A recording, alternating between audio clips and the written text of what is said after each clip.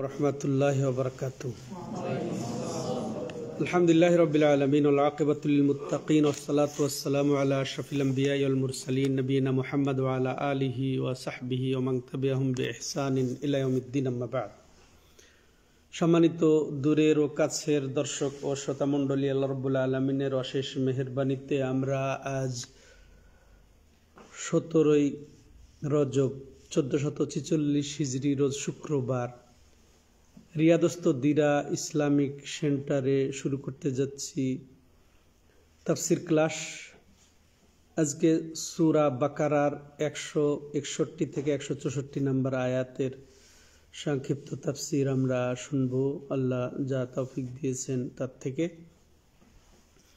তো ইতিপূর্বে আমরা 159 এবং 60 দুটি আয়াতের তাফসির শুনেছি, যেখানে আল্লাহ রাব্বুল আলামিন কঠিনভাবে উল্লেখ করেছেন যে যারা এলেম অর্জন সত্ত্বেও, এলেম থাকা সত্ত্বেও এলেমকে গোপন করে, তার কি পরিণতি সেটা আমরা শুনেছি। এবং এরপরে গোপনের পরে আবার পরের আয়াতে আল্লাহ বলছেন, ইল্লাযিনা তাবু ওয়া আসলাহু ওয়া বায়্যানু ফাউলাইকা আতুবু আলাইহিম ওয়া আনা আত-তাওয়াবুর রাহিম। হ্যাঁ, তাহলে তাদের জন্য কি রয়েছে? যে শাস্তি তাদের জন্য রয়েছে, প্রচণ্ড শাস্তি তাদের উপরে। আল্লাহ রাব্বুল উলাইকা ইয়ালআনুহুমুল্লাহ ওয়া ইয়ালআনুহুমুল লাঈনুন। যারা জেনে বুঝে, সেটা স্পষ্ট আল্লাহর পক্ষ থেকে দলিল প্রমাণ আসা সত্ত্বেও, হেদায়েত আসা সত্ত্বেও যারা গোপন করবে, তাহলে ওদের উপরে আল্লাহ লানত করেছেন এবং ইয়ালআনুহুমুল লাঈনুন, এবং যারা লানত করার তারা লানত করেছে। অর্থাৎ সমস্ত জীব জানোয়ার থেকে শুরু করে জিন, ইনসান এবং ফেরেশতারাও তাদের প্রতি লানত করে যারা গোপন করবে। এটা ইহুদি খ্রিস্টানরা, যদিও আমরা এটাও জেনেছি যে ইহুদি খ্রিস্টানরা যদিও এতে উদ্দেশ্য, বা বিশেষ করে ইহুদিরা উদ্দেশ্য যে তারা হক জেনে সেটাকে গোপন করেছে। আমাদের নবী সাল্লাল্লাহু আলাইহি সাল্লামকে তারা চিনেছে, তাদের ছেলে মেয়েদের চেয়েও ভালো করে চিনেছে, তার নবুয়তকে তারা ভালো করে জানে যে এটাই শেষ নবী। তো এটাও তারা জেনেছে, বুঝেছে, তার হুকুম আহকাম যা এসেছে সেটাও তারা জেনেছে, জানার পরেও তারা প্রত্যাখ্যান করেছে। এটা হচ্ছে মুখ্য তাদের ক্ষেত্রে এটা। কিন্তু এ রোগে, এ অবস্থা যারই হবে, হক জানবে, আকীদা, মানহাজ, আমল সঠিক জানার পরেও যদি যে কোনো কারণে দুনিয়াবী স্বার্থে, পার্থিব স্বার্থে, দলীয় স্বার্থে, গোষ্ঠীর স্বার্থে, তারপর মাযহাবের স্বার্থে যদি হককে প্রত্যাখ্যান করে, তাদের ওই হুকুমের আওতায় তারাও পড়বে। এটা শুধু ইহুদিরা না, কিয়ামত কাল পর্যন্ত এটা আমরা জেনেছি এই বিষয়টা। তাহলে তাদের উপরে লানত, তাহলে শুধু ইহুদিদের প্রতিও লানত নয়, যারা এই ইহুদি চরিত্রে, অর্থাৎ এলেম জেনে বুঝে তারপরে এলেম অর্জন করে আবার প্রত্যাখ্যান করবে, তাদের উপরেই এই লানত। এরপরে আল্লাহ রাব্বুল আলামিন বলছেন কি, তবে যারা কাফের হবে, যারা কাফের, একেবারে স্পষ্ট কাফের হবে এবং কুফরি হবে, সে আয়াত, পরবর্তী আয়াত কি, ইন্নাল্লাযীনা কাফারু ওয়া মাতু ওয়া হুম কুফার উলাইকা আলাইহিম লা'নাতুল্লাহি ওয়াল মালাইকাতি ওয়ান নাসি আজমাইন খালিদিনা ফিহা লা ইউখাফফাফু আনহুমুল আযাব ওয়া লা হুম ইউনজারুন। যে অবশ্যই যারা কুফরি করেছে, অবশ্যই যারা কুফরি করে, ওয়ামাতু ওয়াহুম কুফার, এবং কুফরি অবস্থায় মরে যায়, এমন মরে যায়। আর কোন অবস্থায়? কুফরি অবস্থায়। উলাইকা, এরাই একেবারে তুচ্ছতা ছিল করে আল্লাহ বলছেন, ওরাই, তারা আলাইহিম লানাতুল্লাহ, তাদের উপরে আল্লাহর লানত, ওয়াল মালাইকা, এবং ফেরেশতাদের লানত, ওয়ান নাসি আজমাইন, সমস্ত মানুষের লানত। এরপরে আবার আল্লাহ আরো তাগিদ আরোপ করে বলছেন, খালিদিনা ফিহা, এরা ওই লানতের উপরে আজীবন থাকবে, ওই লানতের উপরে আজীবন থাকবে, অর্থাৎ জাহান্নামে থাকবে তারা। লা ইউখাফফাফু আনহুমুল আযাব, আর তাদের আযাব হালকা করা হবে না, ওয়ালা হুম ইউনজারুন, তাদেরকে ঢিলও দেওয়া হবে না। কত কঠিনের উপরে কঠিনতর, তাকিদের উপরে তাকিদ, গুরুত্বের উপরে গুরুত্ব আরোপ করে আল্লাহ বলছেন যে তারা হালকাও করা হবে না তাদের উপর থেকে আযাব, এবং তাদেরকে ঢিলও দেওয়া হবে না। এবার সংক্ষিপ্ত আমরা তাফসিরে যাব। এরপর তৃতীয় আরেকটা আয়াত আমরা শুনবো যে ওয়াইলাহুকুম ইলাহু ওয়াহিদ লা ইলাহা ইল্লাহু আর রহমান আর রাহিম, যে তোমাদের মাবুদ একমাত্র মাবুদ, এক মাবুদ, লা ইলাহা ইল্লাহু, তিনি ছাড়া আর কোনো সত্য প্রকৃত মাবুদ নেই, আর রহমান আর রাহিম, যিনি পরম দয়ালু, অসীম দয়ালু এবং দয়াবান এই তিনটি আয়াত আমরা সংক্ষেপে যতটুকু সময় কুলাই আমরা ব্যাখ্যায় যাব, তাফসিরে যাব। তো আসেন প্রথম আয়াতের দিকে আবার ফিরে আসি। যে বলছিলাম যে যারা সত্যকে জেনে বুঝে ইলম অর্জন করে গোপন করবে, স্পষ্ট করবে না, হেদায়েত পেয়েও হেদায়েত অনুযায়ী আমল করবে না, এবং তারা তাদের উপরে লানত আল্লাহর এবং সমস্ত সৃষ্টির লানত তাদের উপরে।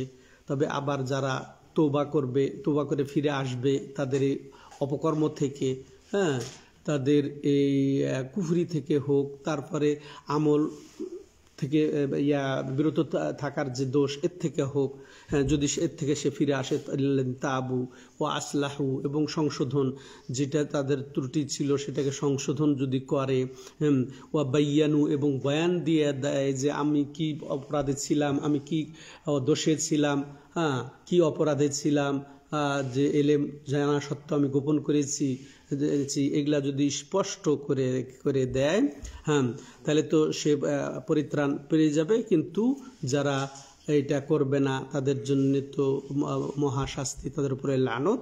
এরপরে আবার আল্লাহ রাব্বুল আলামিন বলছেন যে যে যারা একেবারে কুফরি করলো, ইন্নাল্লাযিনা কাফারা মানে শাব্দিক অর্থ হচ্ছে ঢেকে ফেলা, ইমানকে ঢেকে ফেলা। ইমানকে যারা গোপন করলো, যারা আল্লাহর প্রতি এবং সংশ্লিষ্ট যেসব বিষয়ে ইমান আনতে হয় সেগুলোর প্রতি ইমানকে সে গোপন করলো বা ইমানকে অস্বীকার করলো, ও সেটা কি আল্লাহ করাকে অস্বীকার করলো, তেমনইভাবে একমাত্র আল্লাহর ইবাদত যে করতে হয় এটাকেও সে অস্বীকার করলো। সেটা তো অন্য ধর্মের লোকেরা, অমুসলিম যারা আছে তারা তো আছেই, এমনকি যারা মুসলিম নামে আছে তারা একমাত্র আল্লাহর ইবাদতকে অস্বীকার করে। কিভাবে? যে একমাত্র আল্লাহর ইবাদত বলতে আর ইবাদত কারো করবে না সে। সলাৎ যেমন আল্লাহর জন্য, সলাৎ অবশ্য কোনো মুসলিম হয়তো বা অন্য কারো জন্যে আদায় করে না, তাই না? সলাৎ অন্য কারো জন্য আদায় করে না। আর দোয়া ইবাদত না। তো সাধারণত মুসলিম আল্লাহর কাছে দোয়া করে, আল্লাহর কাছে চায়, আল্লাহর কাছে প্রার্থনা করে। আবার দেখা যায় অনেক মুসলিম যে ওই অলির কবরে মাজারের দরগায় গিয়ে কি করে, ওটা দোয়া না, ওটা প্রার্থনা না, তার কাছে আসা না, তারপরে ভরসা না। আর এগুলো ইবাদত, চাওয়াটাও ইবাদত, আশাটাও ইবাদত, ভরসাটাও ইবাদত, দোয়াটা ইবাদত, জবাইটা ইবাদত না। তো আল্লাহর জন্য করে সাধারণত মুসলিম। জবাই কার জন্য করে? কুরবানির দিন কত কোটি কোটি পশু জবাই হচ্ছে দুনিয়াতে, তাই না? তাইলে কিন্তু এক শ্রেণীর লোক তো জবাই করে মাজারে গিয়ে, তাই না? সবাই না করলেও করে তো অনেকে। তাইলে কি হলো এটা? তো এটা তাইলে একমাত্র আল্লাহর ইবাদত হলো না। সম্মানিত দর্শক ও শ্রোতা মণ্ডলী, এটা ওই যে ইবাদতকে একমাত্র আল্লাহর জন্য নিবেদনটা না, তাইলে এটা কি? সৃষ্টিতে, রিজিক দেওয়াতে, পানি বর্ষণে, এগুলা যে তিনি যে একক, এটাকে সে অস্বীকার করলো। তো সে ইল্লাল্লাযিনা কাফারু, শুধু কাফের মুশরিকরা, পৌত্তলিক না, শুধু হিন্দু খ্রিস্টান ইহুদিরা না, মুসলমানদের মধ্য থেকে যারা এইভাবে আল্লাহর রুবুবিয়তকে অস্বীকার করলো, আল্লাহর উলুহিয়াত মানে আল্লাহর একক ইবাদত করতে হবে এটাকে যারা অস্বীকার করলো, তেমনি আল্লাহর আসমা ওয়া সিফাত, আল্লাহ রাব্বুল আলামিনের রয়েছে সুন্দর সুন্দর নাম সমূহ এবং সিফতগুলোকে যারা অস্বীকার করলো, অস্বীকার বলতে যে সেটা শুধু কোরআনে পড়ে ঠিকই, কিন্তু আল্লাহর আসমা সিফতকে এগুলা বুঝে না, এগুলা সাব্যস্ত করে না, এগুলা অনুযায়ী নিজের আকীদা পোষণ করে না, এটা অস্বীকার করার নামান্তর। এটাকে অপব্যাখ্যা করে, এগুলাকে সাদৃশ্য পোষণ করে সৃষ্টির, এগুলো এক ধরনের কুফরি, এগুলাও এক ধরনের ইলহাদ। হ্যাঁ, বিকৃত করা, এগুলা ইলহাদ। ওয়াকেজ করা, এগুলা আল্লাহর সিফাতকে এবং আল্লাহর আসমাকে, এগুলা ইলহাদ, এগুলা কুফরির একটা অংশ। তাহলে মুসলমানদের মধ্য থেকেও তাহলে কুফরি হয়ে যায়।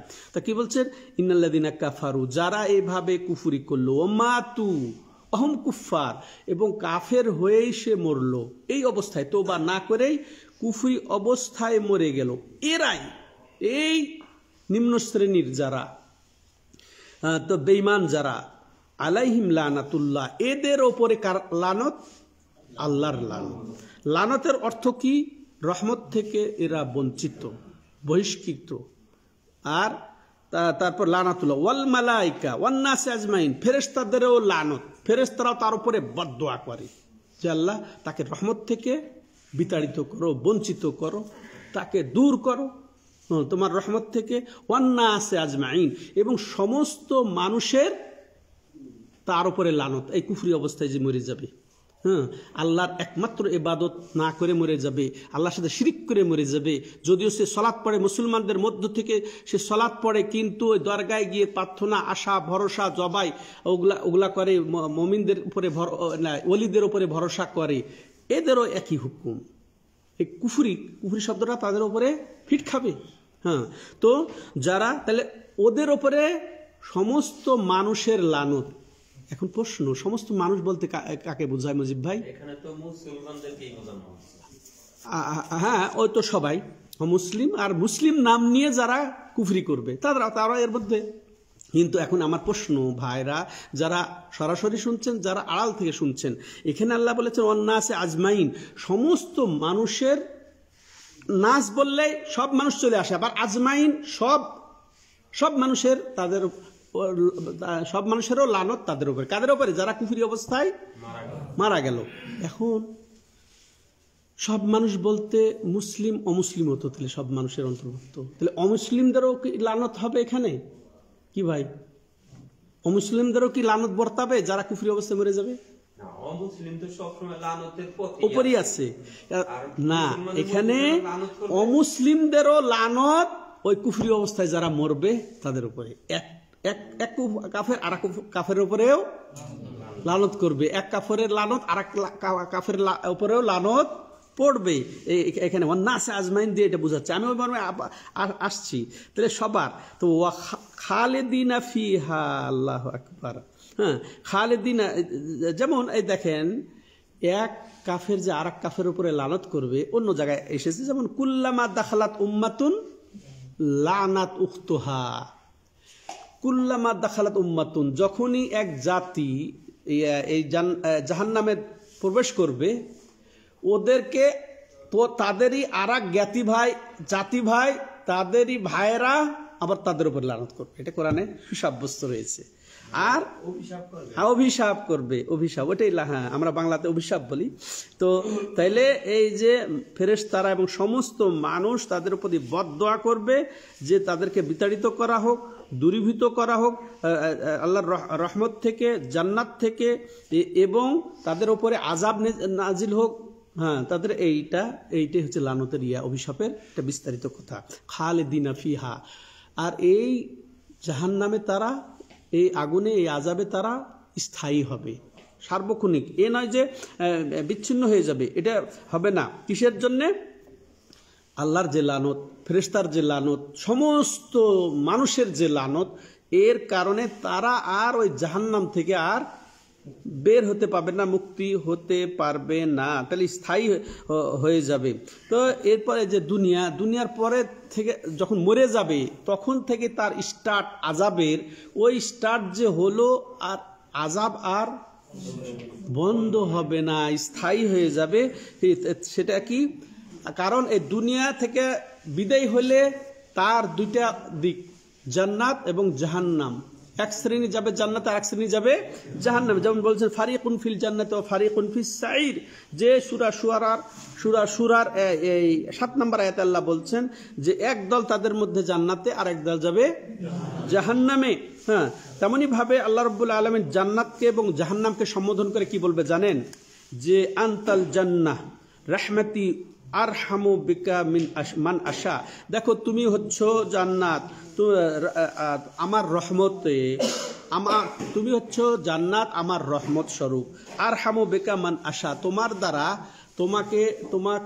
তোমার মধ্যে ঢুকিয়ে আমি যাকে চাইবো তার প্রতি রহম করব। বলছেন আরো আল্লাহ রাব্বুল আলামিন মর্যাদা দিয়ে, আল্লাহ সম্মান দিয়ে আল্লাহ রাসূলের এইটা করেছেন যে তার সবচেয়ে হালকা আযাব হবে তা কি, যে তাকে এক জোড়া আগুনের জুতা পরিয়ে দেওয়া হবে, এই কারণে তার মগজ